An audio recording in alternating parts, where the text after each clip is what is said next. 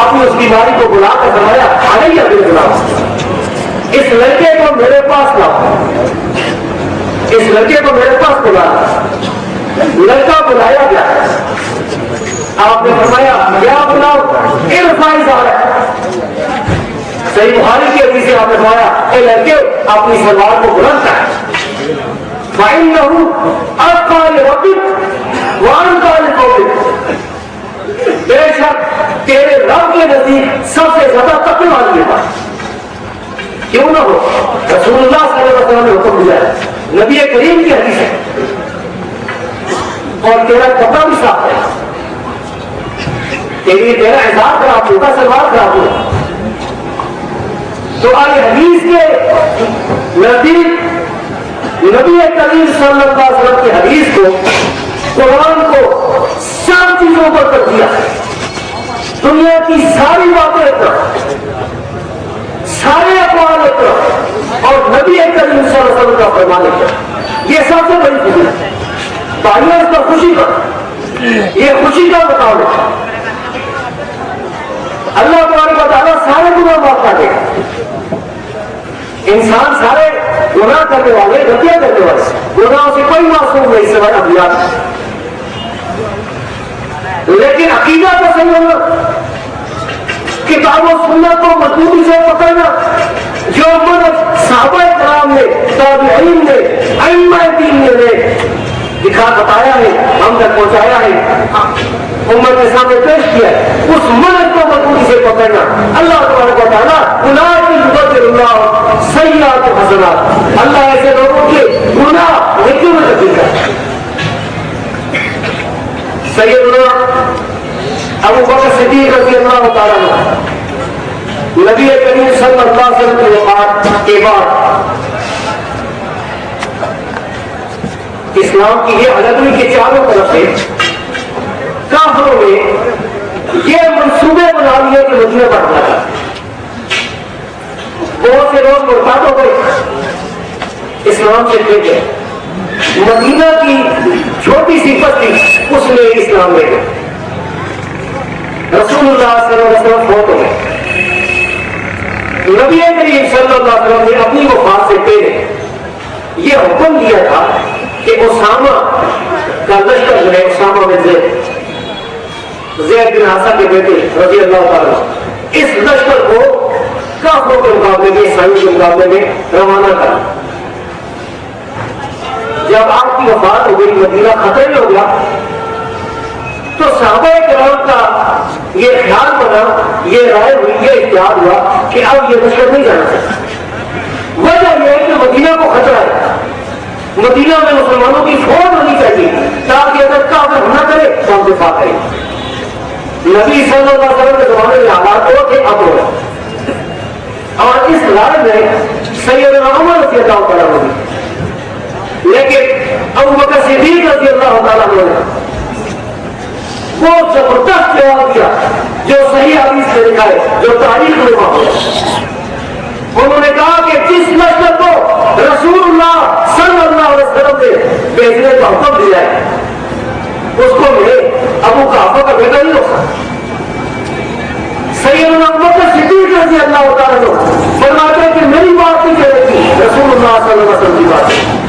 آپ غور کریں بھائی کہ نبی کی حدیث ہونے کے باوجود، معلوم ہونے کے باوجود، صحیح حدیث ہونے کے باوجود آدمی اسے نہ مانے، اسے چھوڑ دے، اس کے لیے بہانے۔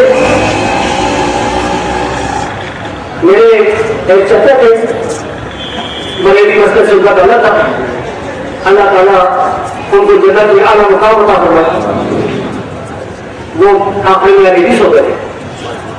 انہوں نے مجھے، میں جب چھوٹا بچہ تھا تو صحیح بخاری کی ترجمہ میں کہا، اور چچا کے میرے مولانا صاحب کے بڑے بھائی اس کو پنجابی میں آپ کا دینا پڑا۔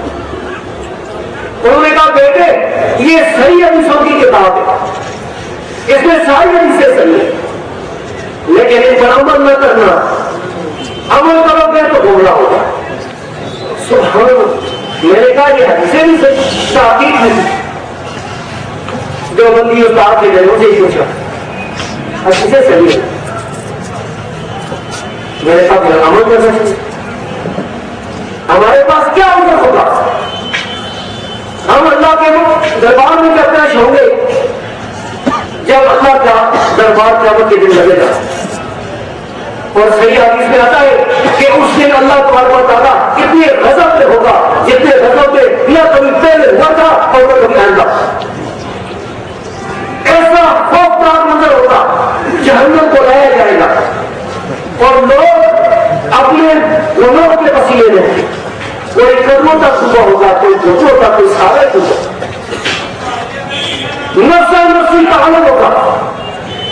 اس دن صحیح بخاری اور صحیح مسلم کی حدیث سے رب کائنات فرمائے گا یا آدم آخر باسط نار، اے آدم دوستیوں کو الگ ہٹا کر، جہنمیوں کو الگ ہٹا کر. سیدنا آدم علیہ السلام پوچھیں گے اے اللہ دوستی کون ہے؟ وما باس النار. اللہ فرمائے گا من کل ارض 999 ہر 1000 میں سے 999 دوستی لیتا ہوں. بھائیو ایک آدمی 1000 میں سے دلے کو جائے گا، اس میں یعقوب محبوب بھی ہوں گے کافروں میں، لیکن غور کریں وہ قلیل میرے بعد میں شکور. اللہ فرماتا ہے میرے بچوں نے بہت تھوڑے شکر کرتے ہیں. تو اللہ تبارک و تعالیٰ نے احسان کیا. میں نے جو حدیث پر عمل کرنا دیتا ہوں شروع کی. ایک ہمارے سے چاہے جس نے دیکھیے سے چڑھ لے اور یہ اسی بات کرتے ہیں کھاتوں کسی پر اس دنیا سے کیا نہیں سکتی ہے. تو امیر المومنین ابو بکر صدیق رضی اللہ تعالیٰ عنہ نے فرمایا کہ جس نسل کو نبی کریم صلی اللہ علیہ وسلم سے دیکھنے کا حکم دیا ہے میں ان کا پتہ دیتا ہوں. اور یہ صرف ابو بکر عمر کی بات نہیں ہے، سارے صحابہ کریم میں سے یہ حدیث کی دعوت ہے. اس کو سمجھنے کی کوشش کریں، اس کو اپنے دماغ میں رکھیں. ہم قرآن اور حدیث کے مقابلے میں کسی بات کو نہیں مانتے. اجماع کو مانتے ہیں، اجتہاد کو جائز ہونا ہے. امت کا اجماع ہے ثابت ہے، جھوٹا اجماع نہیں ہے تو اسے تسلیم کرتے ہمارے اسلام میں بول رہے ہیں. لیکن نبی کے فرمان کے مطابق آپ میں آپ کو دوسرا رخ کرتا ایک مولوی صاحب جو اس کا نام نہیں ہوگا، نام لینے کی ضرورت نہیں. مولوی صاحب نے ایک بات فرمائی، ایک بات کہی اس کی کتابوں میں لکھی، کھیت و باڑی میں لکھی، اس کے علاوہ خوشی میں لکھی، اس کے علاوہ اس کے شاگرد نے سنت میں لکھی، اس کے علاوہ تقریر ترمذی میں لکھی. چاروں کتاب میں لکھی ہے کہ مولوی صاحب نے کہا جس حدیث میں یہ آیا ہے کہ نبی کریم صلی اللہ علیہ وسلم 3 میٹر پڑھتے تھے، 2 رکعت پڑھ کر سلام پھیر دیتے تھے اور 1 میٹر علیحدہ پڑھتے تھے. اس نے کہا ان حال حدیث کبھی ہو، یہ حدیث مضبوط حدیث ہے، کبھی ہے، صحیح حدیث ہے. کہ وہ مولوی صاحب کہتے ہیں کہ مقصد تو البت اشار سنا اب سب کرو دل جواب ہے. وہ کہنے لگا کہ میں 14 سال غور کرتا رہا ہوں اس حدیث کا جواب. وہ کہتا ہے یہ حدیث کچھ کرے ہمارے مذہب کے خلاف، ہمارے حنفی مذہب کے خلاف. وہ کدھر مانگتے ہیں بچا لینا. کہتا ہے میں 14 سال اس کا جواب سنتا رہا. پھر کہتا ہے میں تمہیں یہ جواب بتاؤں گا کمر کو رکھ دیا گیا. باقیوں والے حدیث کے نزدیک وہ 14 سال کہتا ہے. ہم کہتے ہیں کہ 14 مہینے نہیں، 14 گھنٹے نہیں، 14 منٹ نہیں اور 14 سیکنڈ نہیں. حدیث صحیح ہے ثابت ہو جائے سر تسلیم خام دے فوراً ہمارا ساتھ اس کے سامنے حاضر. نبی کریم صلی اللہ علیہ وسلم کے فرمان کے آگے ہم اپنی جانب پیش کرنے کے لیے تیار ہیں. اور یہی مدد یہی عقیدہ ہمیں اماموں نے بتایا. سیدنا علی رضی اللہ عنہ ہوتا ہے کون؟ صحیح بخاری میں لکھا کتاب الحج.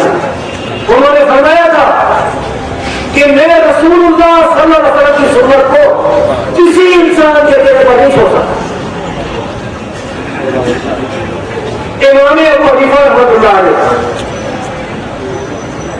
جو کہ ایک بہت بڑے امام کے زندہ تھے، ان کا ایک واقعہ امام عبداللہ بن احمد بن حنبل نے اپنی کتاب السنہ میں صحیح سند کے ساتھ ہے.